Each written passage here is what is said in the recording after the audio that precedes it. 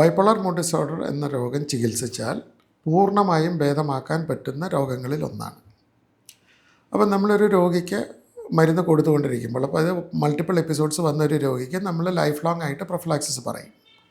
അപ്പം വരാതിരിക്കാൻ മരുന്ന് കഴിച്ചുകൊണ്ടിരിക്കുന്ന രോഗിക്ക് അസുഖം വരികയാണെങ്കിൽ ഏത് മരുന്ന് ഏത് ഡോസിൽ കഴിച്ചുകൊണ്ടിരിക്കുമ്പോഴാണോ അസുഖം വരുന്നത്, ആ മരുന്ന് ആ ഡോസിൽ ആ രോഗിക്ക് എഫക്റ്റീവ് അല്ല എന്ന് നമുക്ക് മനസ്സിലാക്കാം. അപ്പോൾ നമുക്ക് ഒന്നുകിൽ ഡോസ് അഡ്ജസ്റ്റ് ചെയ്യാം, അല്ലെങ്കിൽ വേറൊരു മരുന്ന് അതിൻ്റെ കൂടെ ആഡ് ചെയ്യാം.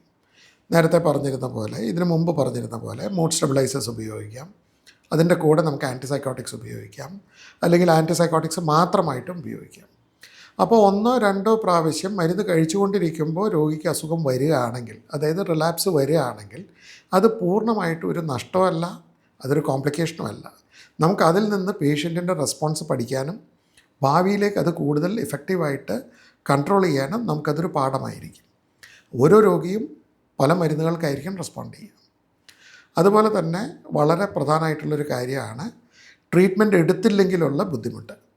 ഇപ്പോൾ ബൈപ്പോളർ മൂഡ് ഡിസോർഡറിന് പല പ്രാവശ്യം എപ്പിസോഡ്സ് വന്നൊരു രോഗിക്ക് നമ്മൾ ജീവിതകാലം മുഴുവനും വരാതിരിക്കാൻ മരുന്ന് കഴിക്കണം എന്ന് പറഞ്ഞാൽ, ആ രോഗി മരുന്ന് കഴിച്ചില്ലെങ്കിൽ ഇടയ്ക്കിടയ്ക്ക് അസുഖം വന്നാലുണ്ടാകാവുന്ന കോംപ്ലിക്കേഷൻസാണ്. ഒന്ന്, രോഗിയുടെ പ്രൊഡക്ടിവിറ്റിയെ ബാധിക്കും. ജോലി സ്ഥിരത, ജോലി കൊണ്ടുള്ള വരുമാനം, കുടുംബ ഭദ്രത, സുഹൃത്ത് ബന്ധങ്ങൾ.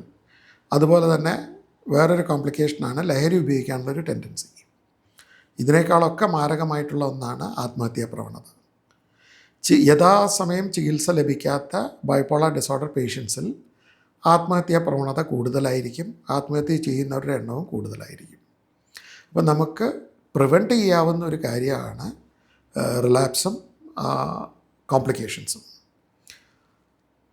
ഇതിനെക്കുറിച്ച് ഇനി കൂടുതൽ വ്യക്തമായിട്ട് എന്തെങ്കിലും ഉണ്ടെങ്കിൽ, എന്തെങ്കിലും സംശയം ഉണ്ടെങ്കിൽ നിങ്ങളെ ചികിത്സിക്കുന്ന ഡോക്ടറുമായിട്ട് സംസാരിക്കുക.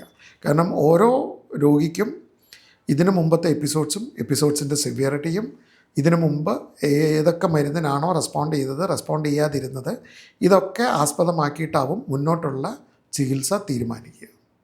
നന്ദി.